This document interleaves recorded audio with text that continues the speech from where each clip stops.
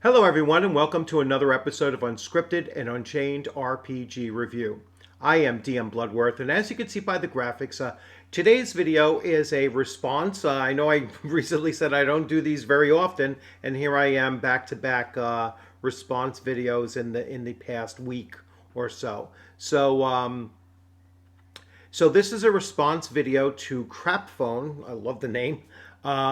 Who he was talking about attributes in AD&D, and the differences between attributes and ability scores. I have added to this discussion modifiers as well, and posed the question: Are they the same? Are they different? Are they used differently? And so sometimes you would call it an attribute, other times you would call it an ability score, and so on. Now, I'm going to play his whole video, and I will break it up a little bit. But, for the most part, I think for, someone doing only their second video on their YouTube channel, he, has an excellent delivery and a very insightful question. So without further ado, let's take a look at Craphone's video discussing attributes, ability scores, and whether or not they're the same thing. So I've been watching a whole bunch of AD&D stuff on YouTube. Don't know exactly why. I never liked AD&D back in the day, but lately I've been finding it more interesting. So in watching that, I had something of an epiphany for me. You're probably way ahead of me on this, but I thought I'd post about it anyway just because it struck me as interesting. And that's what an attribute score is, or an ability score actually is. They're listed as abilities, but they're really attributes. Strength, intelligence, constitution, charisma, things like that. Those are attributes, not really abilities. But as I thought about that, I realized that's kind of the genius of the idea behind it. It's not really well explained, as far as I can see, but the fact of the matter is it gives you an instant skill set system. By looking at the ability score, you get an idea of how good a character is at skills that relate to that attribute. And that's, I'm going to stop him there for a moment. And that is really the key point, and very good understanding of how the system is really meant to work.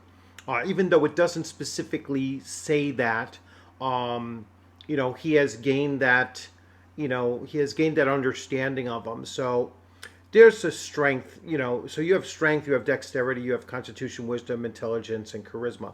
And not every skill is written in, the player's handbook, or, even the Wilderness Survival Guide, or, any of those other supplements to what the player character can actually do. They're not all very specifically assigned to an attribute. So when you are dungeon mastering, and when the players through their characters say that their character is going to attempt to do some kind of an action, and it's not specifically a class or race or secondary skill that the player has, then you, as a dungeon master, you're going to try to think about, well, what attribute is this most aligned with? And then there's going to be an ability score check. All right, so that's where the difference in the term comes from. Strength, dexterity, constitution, wisdom, intelligence, and charisma are attributes. But when you utilize them to resolve an action, then they're called ability scores. At least that's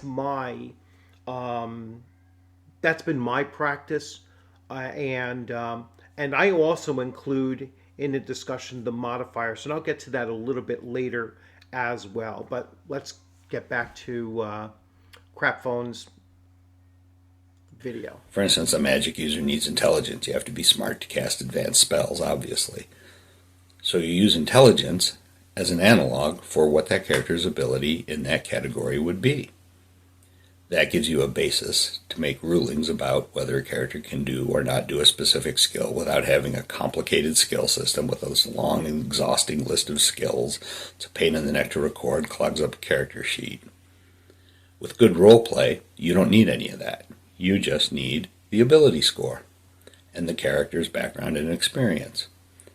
If the player role plays that well and the GMs that well, then you can use that to decide what the likelihood of somebody succeeding at a task based on the ability that's needed will be.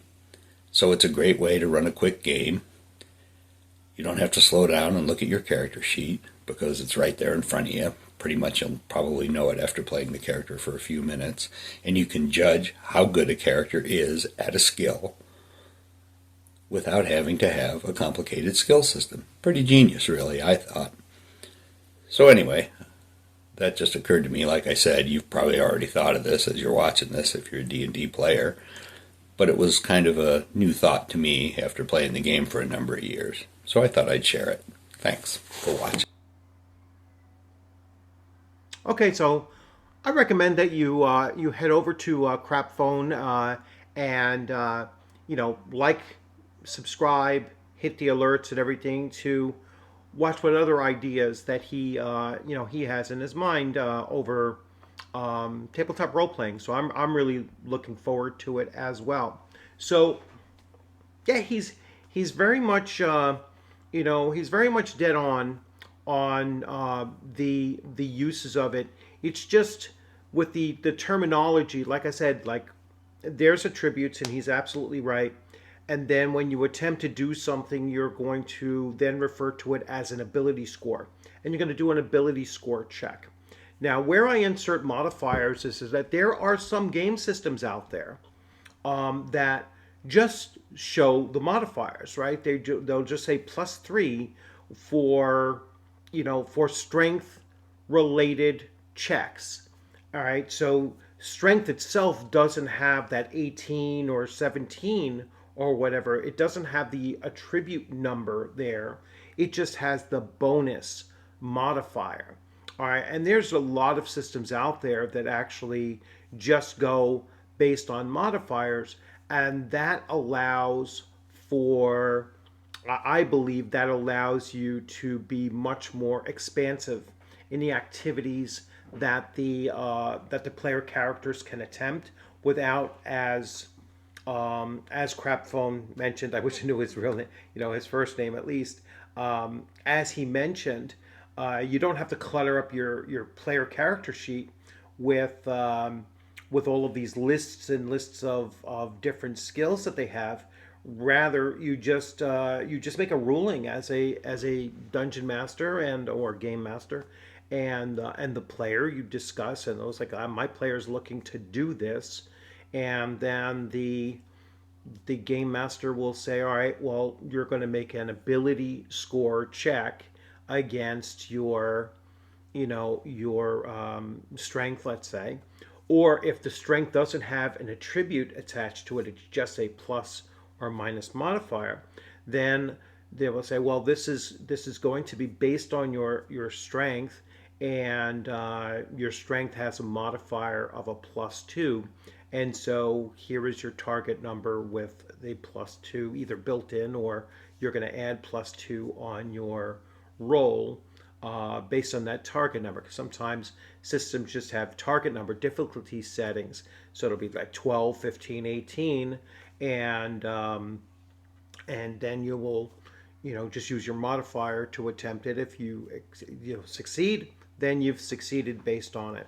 And those systems have different modifiers for sometimes they have a like a point add system, or they have a standard set where you can put 2 plus 3s, 3 plus 2s, a +1 and a -1, let's say, and then you have to distribute them as you wish. And so they don't even have the attribute score. They just have you place the modifiers where you wish. So Yeah, I think it's not just semantics though. So I don't want to say that it's just you can use attributes versus ability scores interchangeably. I think that there is one is that static number, and then the other is when you're make an attempt to utilize that static number, right? So that's when it becomes an ability score check. And then, like I said, you have some systems that just use the modifiers. They don't. None of the other things really matter. An 18 and a +3. That +3 is actually more important than the 18. And so you can kind of forget about what the actual attribute score is, as long as you have the modifier to your role known to you, then you can utilize that. So I hope that answered the question. And like I said, if you haven't checked out Crap Phone yet, it's a brand new channel. Fairly new, only 2 videos on there, and so far both videos have been interesting. So definitely check them out. And Shaner, who directed me to take a look at this and to expand on it. I welcome your comments on here about my take on it, and then we'll see where this goes out. So thanks for joining. I hope you enjoyed this video. Remember, tonight I'm doing a live stream with Joe the Lawyer. We are talking about AD&D 2nd Edition. That live stream will be at 8:15 p.m. Eastern Time. I expect it to run at least 2 hours, possibly longer. It really depends on how much we really get into it. It's my first time actually meeting with Joe the Lawyer and having him on my channel. I've been watching some of his stuff, and he has really great stuff. So it should be a lot of fun to come together, and I'm really looking forward to learning from him, because he's much more attuned, let's say, to AD&D 2nd Edition than I am.